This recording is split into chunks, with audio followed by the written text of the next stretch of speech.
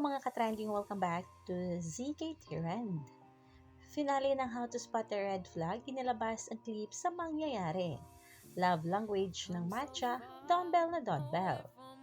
Isang episode na lang ay matatapos na ang series ng dumbbell, ang How to Spot a Red Flag sa View. Marami na rin ang sobrang excited na sa mangyayari sa matcha, karakter nga ng dumbbell. At syempre, araw ng mga puso kahapon, naglabas nga ang View at Dreamscape ng hint sa kung ano ang mangyayari o finale ng How to Spot a Red Flag. Sobrang marami kinilig sa pinost nga ng video na nagkaroon ng samut-saring reaksyon ng mga taga-subaybay. Makikita dito sa nasabing video sina Matt at Cha na nagyakapan sa beach at napasigaw pa itong si Matt ng Matcha Forever. May kiss na kayang mangyayari dito? Yan ang ating aabangan sa finale ng How to Spot a Red Flag. Matcha forever!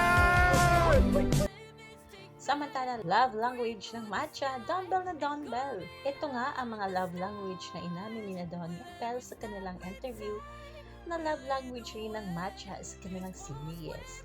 Talaga namang totohanan na.